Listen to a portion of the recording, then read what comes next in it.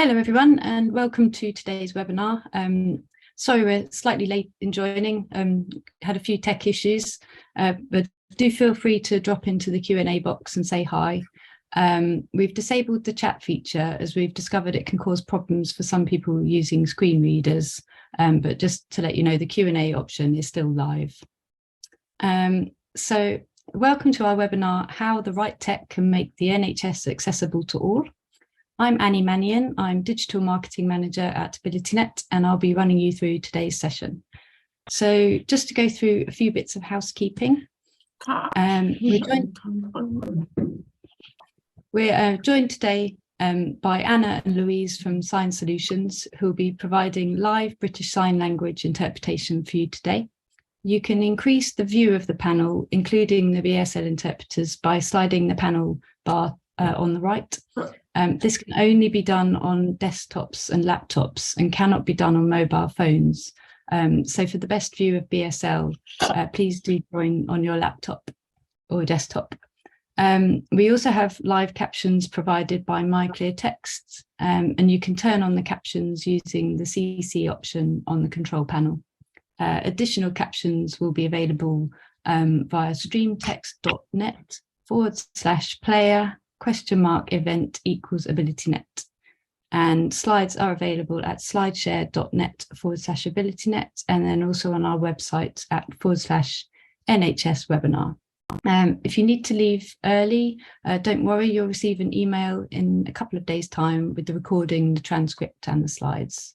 And then just a reminder about if you have any questions, do drop those into the Q&A area, and any that we are unable to cover in today's session, we'll address them on our website in a few days at /NHS Webinar. Finally, we also have a feedback survey you'll be directed to at the end, so please do complete that if you're able. Okay, so for those of you who aren't yet familiar with AbilityNet, we're now celebrating our 25th year this year, and we support adults living with any disability or impairment to use technology to achieve their goals at home, at work, and in education. And we do that by providing specialist advice and services, digital accessibility testing and training, disability inclusion services, and then free information like this webinar. So today we're going to tackle the vast, sprawling and complex topic of the NHS.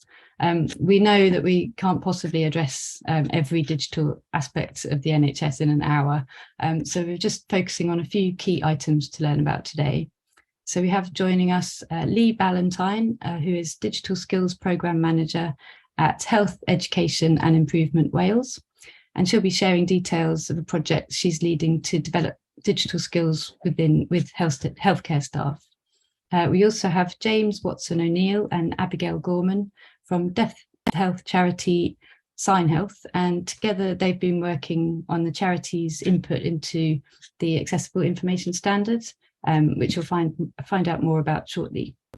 And then I also welcome AbilityNet's Alex Barker, who is a disability consultant who spent many years with us advising how disabled people can use technology. So before we kick off today's webinar content, I'm just going to start with a poll to find out a bit more about you all. So can you tell us, have you experienced problems accessing medical information online? Yes, the site or app was not accessible. No, my experience with online NHS bookings and communication has been smooth. Or sometimes I've occasionally encountered a problem. So again, depending on how you've joined the webinar, you may find you can't see the poll, but you can respond in the Q&A panel. So I'll just leave it a little bit longer for everybody to respond. Last few moments for anybody that would like to vote.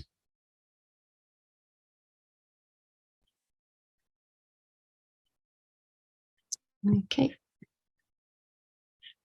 I'm going to end the poll now and share the results. So we have the most responses, 64% of you. Sometimes I've occasionally encountered a problem. And then 23% no, my experience with online NHS bookings and communications has been smooth. And then 13% with yes, the site or app was not accessible. So it's useful to gauge the experiences of people joining us. And I think today's speakers will be able to offer some really useful suggestions. So now I'd like to introduce AbilityNet's Alex Barker, who'll be sharing some useful apps and tech adjustments that can help patients and staff alike. So over to you, Alex.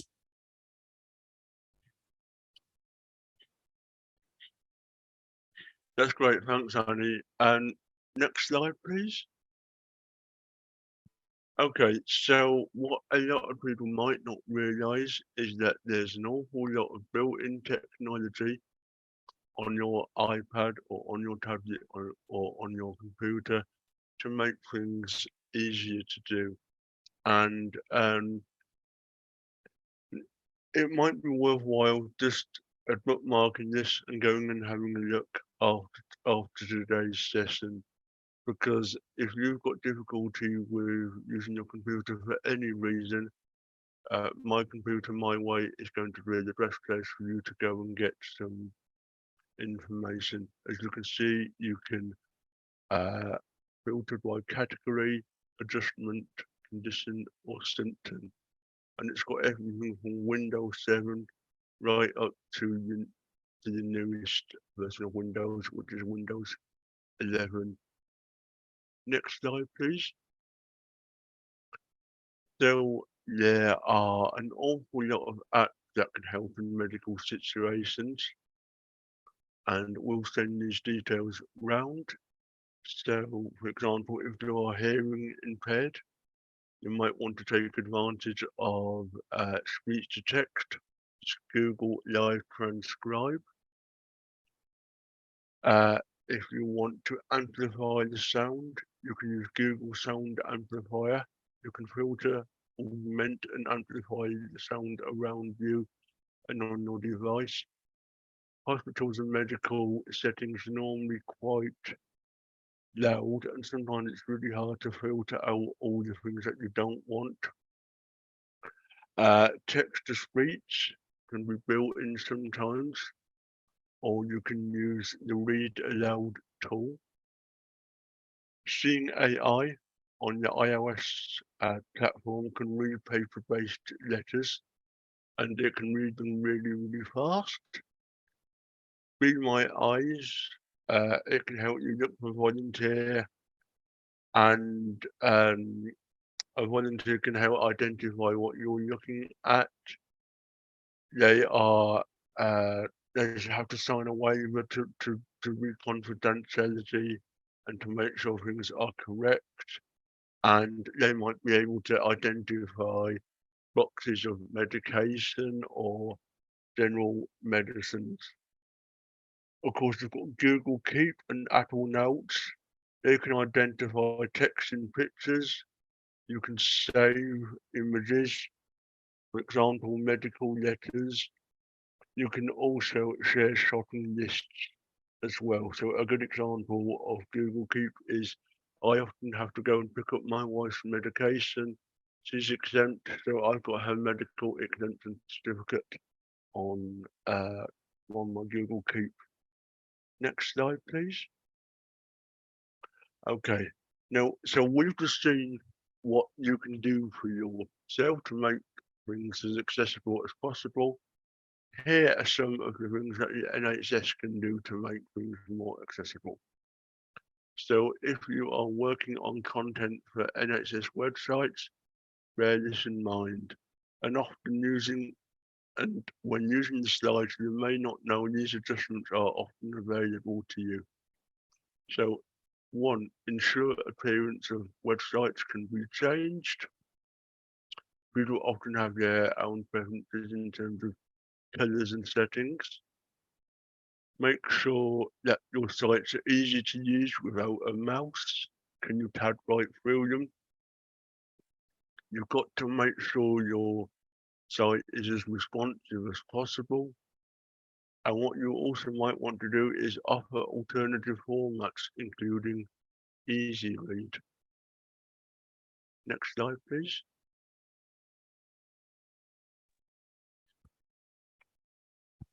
Thanks, Alex.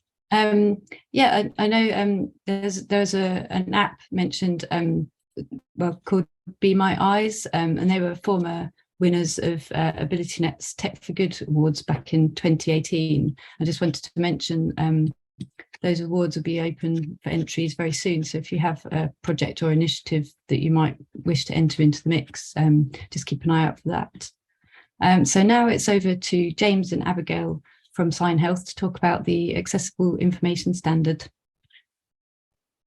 Brilliant. Thanks very much, Annie, and thanks for the chance to join you today and speak to everybody.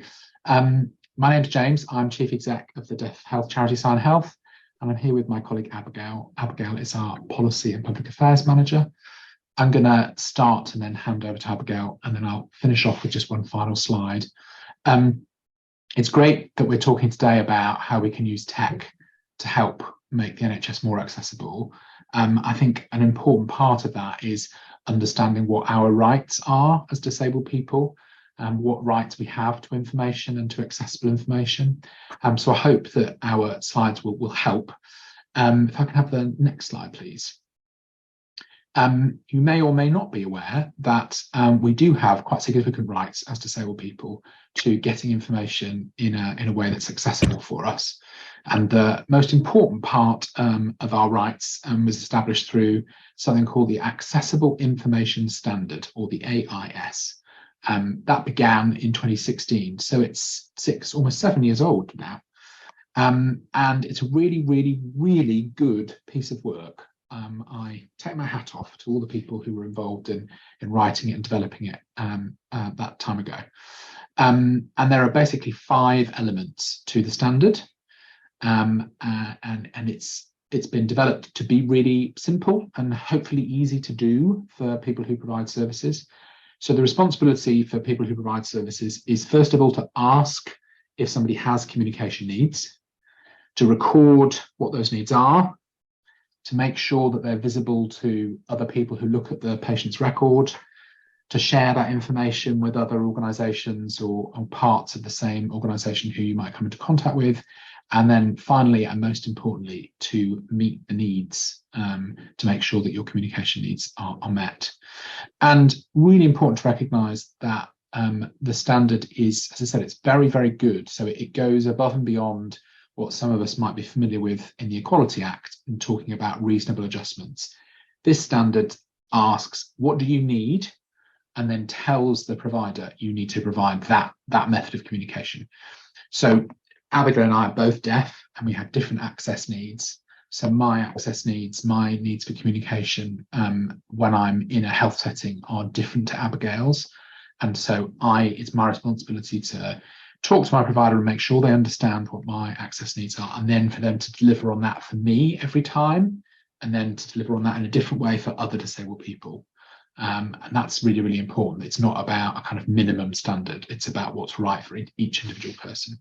So we know that standard's been in place for quite some time, but we also know that perhaps it's not that well known and people aren't maybe that good at doing it. So if I can have the next slide, please.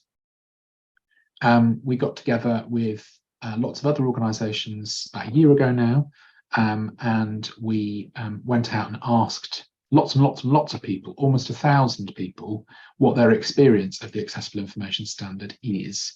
And we asked both patients, people who use services, but also professionals who are delivering services and their organisations, what their experience was. Abigail led this work for SignHealth.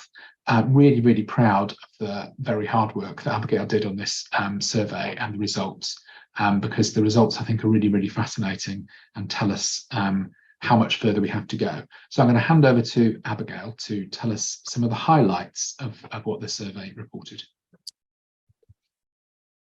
Thank you very much, James. I just wanted to make sure you can all hear my interpreter. Perfect, perfect. So can we have next slide, please?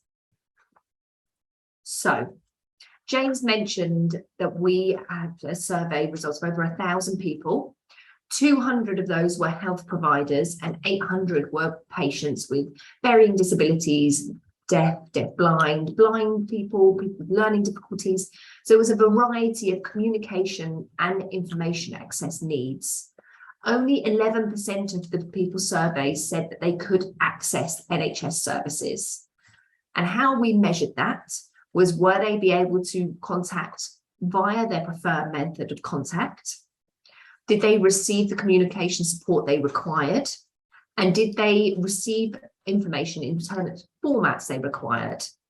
And also their own individual ratings with their own connections with doctors. As you can see, the majority of people had appalling experiences. The reasons we have raised this today is because a lot of this could be resolved via digital and technology. So this is why digital is so important, to ensure that deaf people can have access to health. Yeah, the next slide, please. So as you can see, 67% of people said they were unable to contact their GP. You see a quote from one survey participant said they are reluctant to contact their GP because they're forced to phone them. So it gives them anxiety, which means that their health declines. However, if people were able to access their GP via a website, a text messaging service, or an email service, it means that people would be able to contact the GP and their health would improve. But it seems that a lot of methods of contact are based on an audiological method. You have to be able to hear and you have to be able to speak. So people struggle with being able to contact. Some people have anxiety when it comes to making phone calls. So empowering people to be able to contact their GP or medical service via emails. Currently, these people are having to rely on other people. People struggle with that. They lose their autonomy. But if we ensure that this service is fully accessible via digital platforms, it means people can be fully informed and empowered to make decisions about their own health. Can I have the next slide, please? So, in summary, our research showed that 77% of people did not receive information in an accessible form. Most appointments were done over the telephone. That's not possible for deaf people. Lots of providers refused to book sign language interpreters, which meant there were many appointments that were missed or didn't occur. It may not be necessarily that they refused, it may be that they don't know how, or there wasn't systems in place. So if there was digital systems and way and an ease of booking interpreters, more appointments could have been more accessible. This is also relevant to this time period. Lots of people were talking about masks. Mask wearing was an issue. Obviously, staff safety was of paramount importance, but how do you balance that with patient access needs? So if you're thinking about digital, you could have easily booked a VRS remote sign language interpreter, which meant people could still communicate. It's those small things that we need to think about, how we can utilize digital and technology to have that within a health service. Video relay service interpreters would be one of them, also known as VRS. Lots of staff members said they lost patients with their patients because people were missing announcements. There were communication breakdowns. If there was more visual technology utilized, people would be able to see when they were called. They would be able to communicate. There is lots of hearing loops are not available. So lots of staff members don't know how to turn them on, and also deaf people don't know how to do that. So there is a need for training on hearing loop systems. Next slide, please. Sadly, 59% of complaints procedures are inaccessible. The majority of explanations from professionals said that most people don't know how to ensure that they can inform patients that they have the right to complain and how to complain, which leads me to my next question. If 59% is not accessible, so 41% is accessible, but how do you justify what accessibility is and what is the complaint procedure pathway? If somebody makes a complaint, that's fine, but how do you get that two-way flow of communication? If somebody's first language is BSL, how do we ensure that that person is able to follow that complaint procedure all the way through using DSL. Again, VRS is a good alternative solution. There is a lot of opportunities to embed technology within current NHS practices so that deaf people can make informed choices about their journey. Next slide, please. I think training is of paramount importance. It goes back to the 5 elements of the AIS. If you follow 1, 2, and 3 and don't follow 4 and 5, it means you've failed across the board. All 5 steps must be followed to ensure that everybody is able to access healthcare. The majority of people said that they don't know how or what is required following the AIS, which is why it's so important to utilise the digital, because you can retain information, retain records. So when somebody books an appointment, it can pop up and say, this person has communication needs. They need X, Y, Z to be booked. How do I book that? Where do I book that? That we have the power to influence and change a deaf person's health experience. Next slide, please. In summary, sadly, as you can see, somebody said here, I haven't seen a GP since 2015 due to the barriers that they have experienced in trying to access that service. There are lots of deaf people who are underdiagnosed, undertreated, and untreated because they are unable to communicate with the NHS service.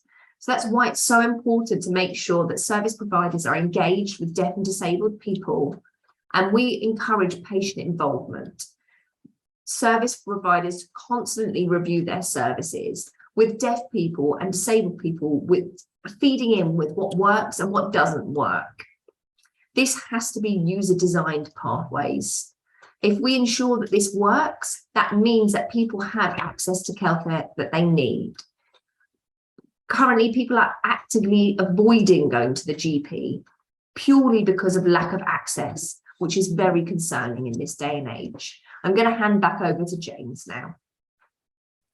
Thanks, Abigail. And our next and final slide, please. As you've seen from what Abigail's presented, there's some pretty poor progress in complying with the standard, but we are optimistic. NHS England is currently reviewing the standard. They have to do that every 5 or 6 years to make sure that the standard remains current. And we're involved in that review, and lots of other disabled people's organisations are involved too. And we are confident that the revised version of the standard will be launched this year, and it will be even better than before, and that relaunch will help increase awareness of the standard. Anything that you can do too would be great to try and increase awareness. That feels like a really important part of this journey, is to make sure that disabled people and health and social care provider organisations both understand that the standard exists and then can try and live up to it. We definitely need to improve training, and I think there are lots of organisations, perhaps people on the call today, certainly SignHealth and the organisations we worked with on this survey, we're all ready and willing to help different parts of the NHS train their staff and upskill staff. And there's some really good resources already available for free online in various organisations. If you just search for Accessible Information Standard, you'll come across lots of good stuff. So yeah, we hope that events like today can help raise awareness. And as Abigail said, there are lots of technical and digital solutions to this, and much of it is also about choice. So we want to make sure we don't leave people behind. We want to make sure that that the solution isn't only digital, because we know that there are some people who won't have access to that. But equally, there's lots of technology that can improve things for disabled people. And the previous speaker talked about some really helpful apps and so on that can be used. There's more technology that can be used for this too. So hopefully the future is bright, and we are optimistic about improving these results the next time there is a survey. Thanks for your time. And if I just want to quickly add in there, I think it's important to remember that not everybody can access technology, as James has said, but there's also power in empowering people to learn how to use technology. You set up lived experience workshops and explore what works and what doesn't work, and how you can adapt to work with them. It all goes back to patient involvement. thank you so much, James and Abigail. And yeah, it's good to learn that there are avenues available for disabled people to make their communication wishes known.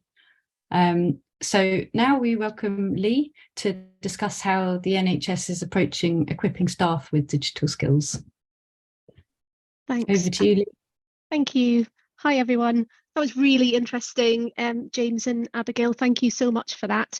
And it was a brilliant segue into my presentation, which is about the training and education piece. So my name's Lee Ballantyne. I'm a digital skills programme manager with Health Education and Improvement Wales. And if you don't know, it's a special health authority within NHS Wales, and it sits alongside health boards and trusts, and as I said, has a leading role in the education and training of the healthcare workforce. Next slide, please, Kelly. And we can just whiz past that one. Next slide again. So a bit of background, the digital skills agenda was very much a priority pre-pandemic. We were already talking about the fourth industrial revolution and the impact of emerging technologies on healthcare. And then what we saw through the pandemic was the adoption of digital technologies being greatly accelerated by years in some cases, because so many organisations were forced to very quickly digitise their products and services. And through the course of the pandemic, we demonstrated previously unimaginable capacity for rapid transformation, with many long-term plans like telehealth being rolled out in a matter of days or weeks rather than months or years. But this was not without challenges, as we've heard from other speakers. In particular, those unable to work, learn, access critical services online tend to be already disadvantaged. And so that increased reliance on technology has had a compounding effect on inequality and on health and wellness. And we know that some people in Wales can't or choose not to participate online. And we know the workforce have reported concerns about patients' ability to access digital services. So we know there are gaps, we know there are issues. Next slide, please. I think we've skipped one. Can we go back? Oh, there's a slide missing. That's okay. So the missing slide was just touching on the fact that there are different aspects to impacting the digital capacity and capability of the NHS. We fundamentally need access. So that is access to devices and infrastructure, connectivity. And in the workplace, we're talking about having the time and space to use technology as well. We need digital professionals. So that's the developers, the programmers, data scientists who make and manage our technology. And then we need a workforce who can confidently and safely use technology and be part of the discussion around technology and support patients, because we need our patients, our service users, our citizens to be able to use that technology too. So the missing slide is just positioning that, I'm focusing on developing the digital capabilities of the healthcare workforce, but we need all parts of that puzzle to fully realise the benefits of digital technologies. And I'm very committed to the fact that these are tangible offline benefits: improved health and wellness, longer life expectancy, better access to jobs and education, and even voice and visibility as we move government services and democratic processes online. And we do know that the hardest barrier to overcome, sometimes called the third level digital divide, is that sense that computers are not for me. Technology and I just don't get along. I only need to look at a computer and it doesn't work. We've all met people like that, and it becomes self-fulfilling and reinforcing. And research shows that formal interventions just don't reach these groups of people. They don't respond to offers of training. They're not interested. The support that works is encouragement from friends and family. So I like to think that by developing digital capability within the workforce, in addition to supporting and empowering staff to engage with digital, that we might have a ripple effect into those hard to reach groups in one direction, and then in the other direction, generating pathways towards digital specialism. So everything is all connected and interrelated. And in Wales, Welsh Government has committed to ensuring that healthcare professionals have the necessary digital skills required to support the implementation of the strategic objectives set out in their digital strategy. And so we have as one of our objectives, following on from that, to lead the development and implementation of a digital capability framework for healthcare, for those who are not digital specialists. So there's a parallel piece of work looking specifically at digital roles. And what this programme of work covers is to create a process or tool whereby individuals can understand the skills, attitudes, and behaviours required to participate digitally. They can self-evaluate using the tool, learn from resources and support and development, and then reflect on their progress and next steps, because this is about empowering people to continually develop their digital skills. It's not something you do once and that's it. Technology is changing all the time, and so we need to keep ourselves informed and up to date so we can shape what happens and make good decisions. It's really important we're all informed, empowered, represented, part of the discussion, because it's the people who use the technology who are best placed to shape how digital works for them, for their profession, for their patients. Next slide, please. Yeah, and this is what the framework looks like if you haven't seen one. So I worked with representatives from across healthcare to create this. There are 6 domains and 3 subdomains in each domain.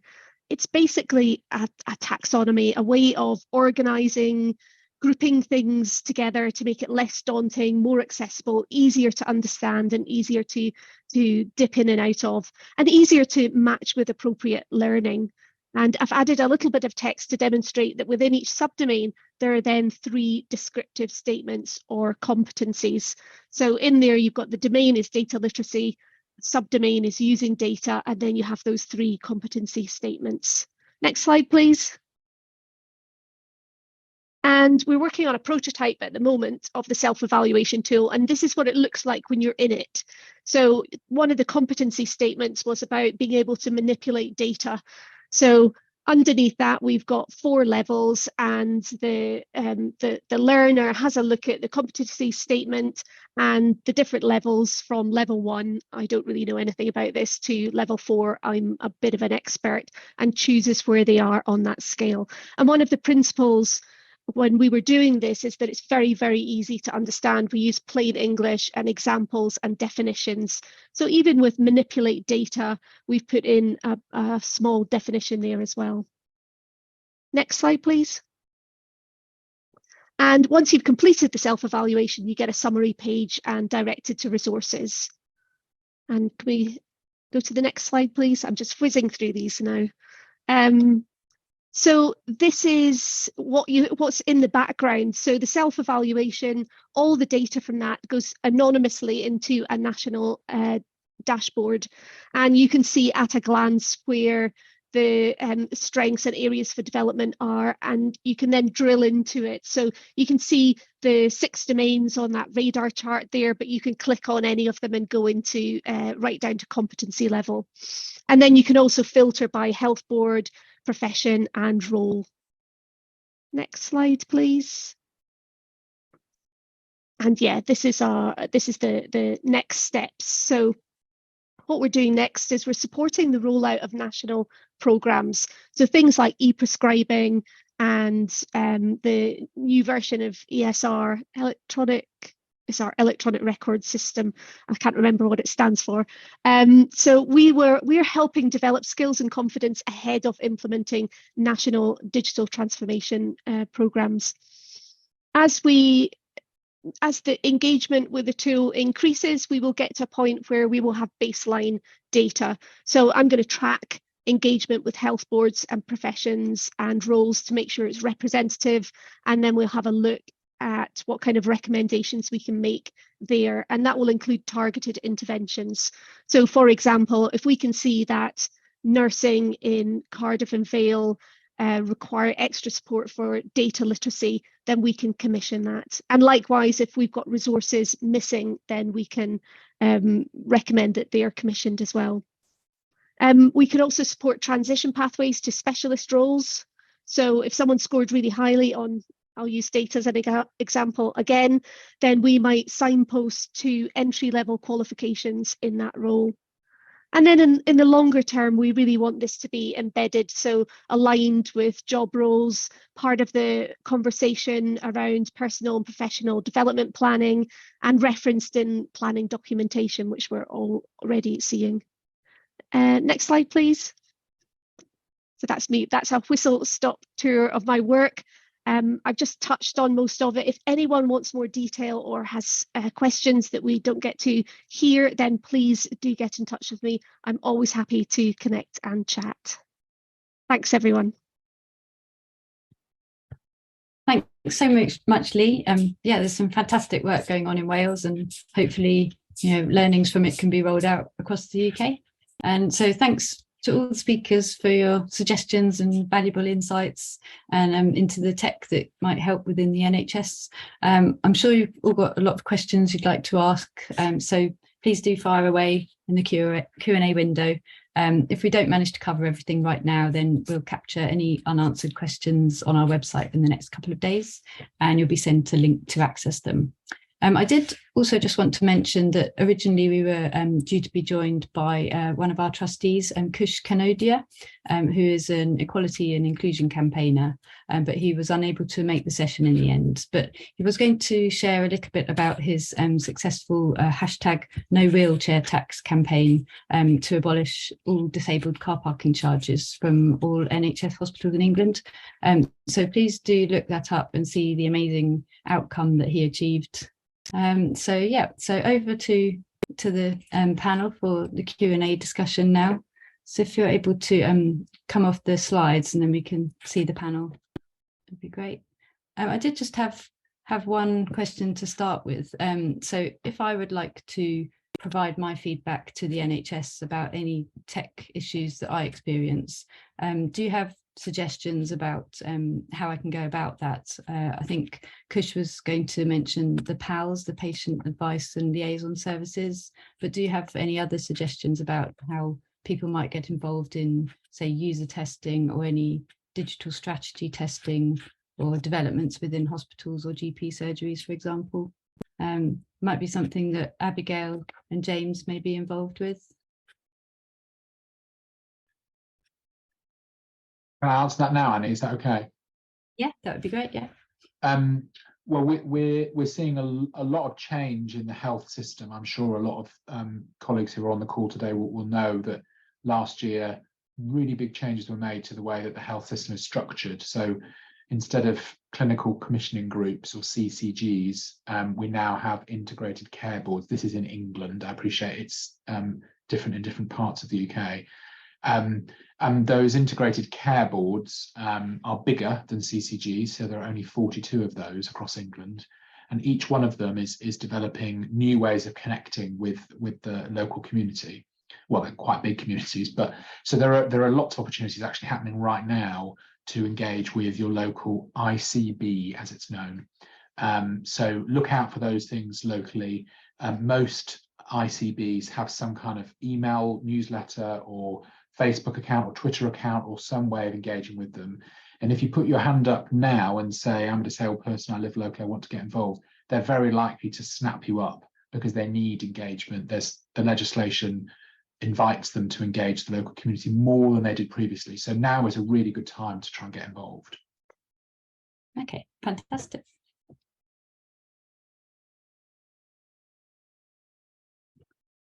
I'm not sure if your mic not getting your voice over, Abigail. Your mic's not on. Sorry about that.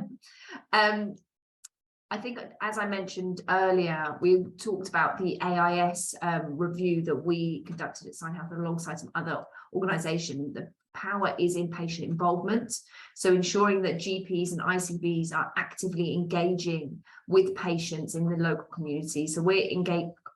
Say volunteer, come forward and say, I'm happy to help you review and feedback your own systems and services. But also here at SignHealth, we are setting up a campaign to raise awareness about the accessible information standards. So look out for some stuff that's coming out in the next couple of months. And we're trying to encourage collaboration and partnerships with other organisations such as Health Watch, and we're working alongside them to ensure that they are able to make sure that people can access. So we have National Voices. That's a membership-based organisation. So there's so many ways you can get involved. And if you email me, I'm happy to discuss more. I'm always here if anybody wants to ask me any questions that may occur to them later on. Please do pop me an email over. Thank you. Yeah, we'll include the contact information on the web page that we'll share with attendees after today. And somebody has also asked to share Lee's email address as well. So we'll do that as long as you're happy with that. So we had a comment from Michael Howard in the Q&A. He says, I used to work for a social care organisation. One big difficulty we found was that support workers wanted to spend their time with service users and patients, not spend time on a laptop. So it was difficult to change that culture. I just wondered if you have any, suggestions or comments about that. Throw that open to maybe to Lee. Is that something that you've encountered? Yeah, I touched on this in my presentation, actually, in that technology has to deliver tangible offline benefits. If it's technology for the sake of technology, then of course people aren't going to engage. But in social care, there's been some fantastic developments where we've seen, for example, Alexa being used to provide support within the home.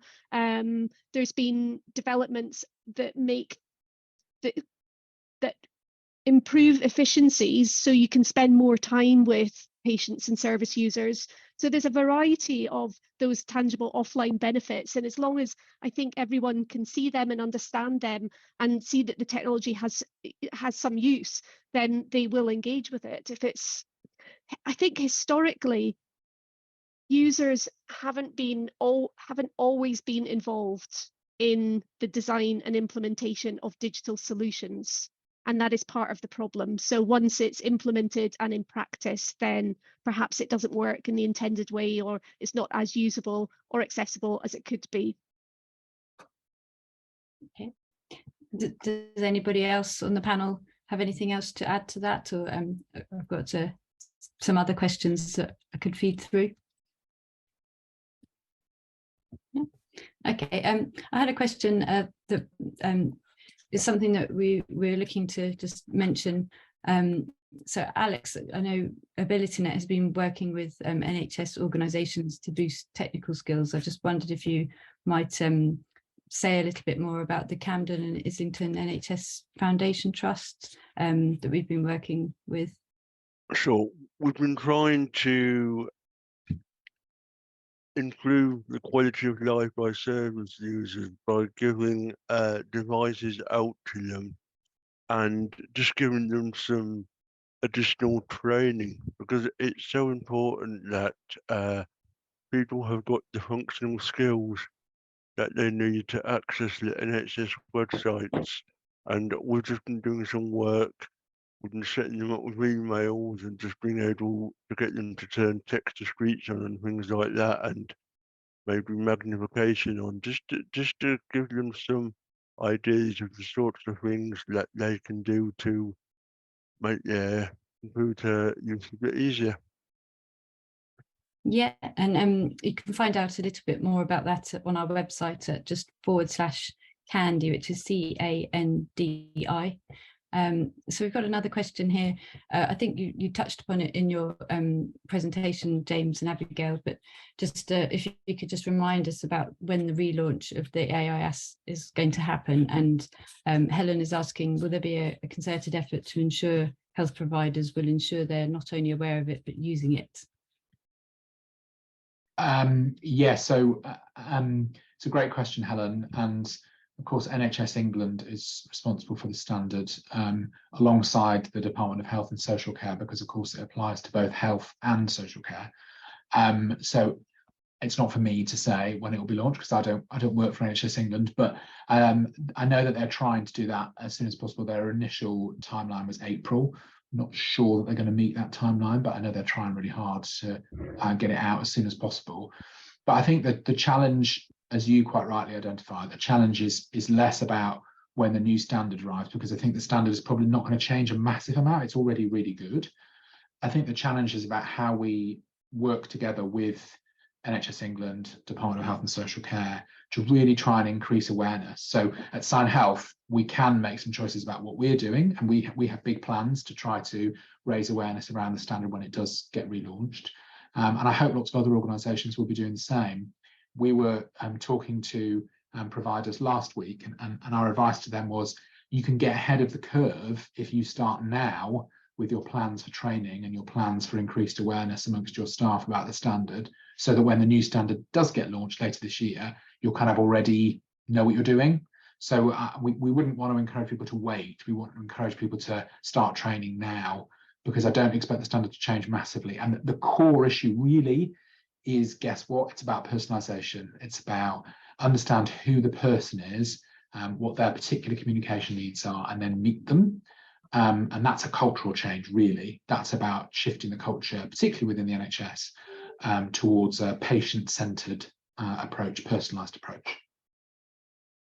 And just to add here, I think it's also important to note, as James mentioned within the first slide, our responsibility to ensure that GPs and health providers know what our requirements are, but at the same time we need to recognise that not everybody knows about the AIS, and not everybody has access to this. So it's important now, what James was mentioning about awareness raising.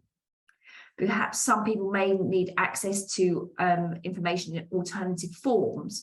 So it's about your organisations being ensured that they can access that, and also to reflect and know your audience and know what their needs are, and how you can ensure you can be creating a bridge for them to access the AIS. And the NHS does have an obligation to make sure it's updated and that there's information that goes out about that.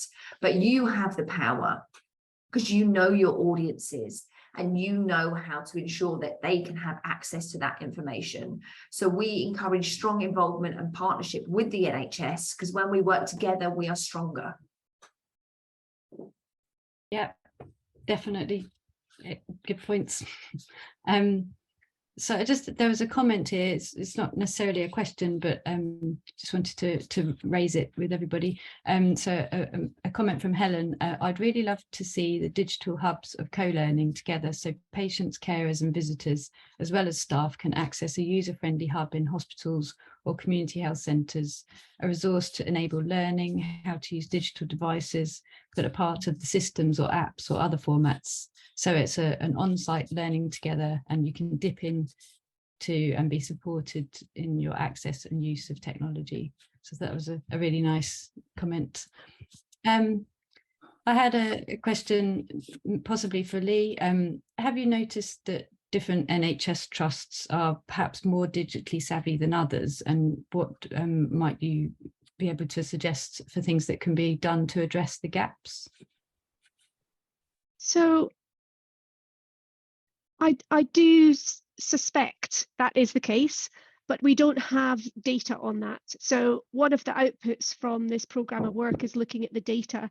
So the dashboard I showed a screenshot of from the prototype will give us that national data, and we can look at that by health board and profession. And anecdotally, we do hear that there are differences between roles, between professions, between health boards, but there's no data to support it. And once we have the data, then we can look at providing appropriate support, targeted interventions, commissioning learning and development resources that are specific for a particular area, health board or profession. Okay, yeah, great. We have another question through from somebody who's a user researcher and would like to include more accessible research in their projects.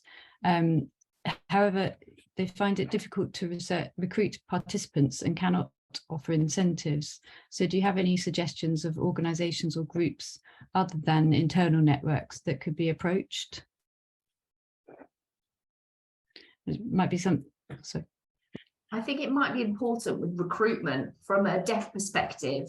We often find that deaf voices aren't involved in surveys, and that's because of the lack of accessibility of these surveys. So when you have surveys They're predominantly in written English. So it's about how people feed back in sign language. So it's about changing systems. If people can't feed back, then that's important when you try to set up partnerships, contact organizations, to ask them, how can we engage? And maybe is our language we're using correct? Is our communication correct? And can we work together to make sure that that's sent out to your network? I think for me, collaboration is one of the biggest benefits. When you collaborate with other organizations, you increase your core audience. And for me, attending forums, meeting people and networking and keeping those partnerships and using the comms teams, that's how we do through that, 3 different comms teams working together. Fantastic. Thank you. Just looking at the time, I think we've got a few more questions which I'll send through to the panel, and then we'll gather up the responses to those and put them on our webpage to look at after today's session. But just another thank you again to all of the panel. So I've just got a few bits of information that might be of interest to people that are on the webinar. So you may not already be aware that AbilityNet offers free IT support at home and online through a range of tech-related fact sheets and webinars. You can find them on our website at abilitynet.org.uk, or you could call our helpline on 0800 048 7642. And we have free IT support available via our website at /at-home, and we also have 300 or more tech volunteers who can solve IT issues either remotely or in person. And if you, are interested and have tech skills that you can share and would like to volunteer with us, please do get in touch. Then we also run online training sessions on digital accessibility and inclusion. You can find out more at /training. And just a reminder, if you use the code AbilityNet Webinar 10 when booking, you can save 10% on all our courses. And courses coming up include Understanding Accessibility Evaluations and Testing Results on the 9th of March. And Alex will also feature on our Removing Disability Barriers in the Workplace session on the 23rd of March. And you can find out from people with lived experience about how to avoid creating barriers for disabled people. And then later in April, we have 2 free courses on the Introduction to Digital Accessibility on the 6th of April, and then How to Build a Disability Inclusive Workplace on the 19th of April. And then you can sign up to our newsletter for the latest announcements at /newsletter. We have a range of accessibility services at /accessibility. And then don't forget about our next free webinars, which you can access at /webinars. The next one is on the 28th of March, and that's about inclusive employee experience in the finance and insurance sector. So just a final thank you again to everyone who's joined us, and please do complete the feedback form that you'll be directed to, and we'll be in touch very soon. Bye, everybody.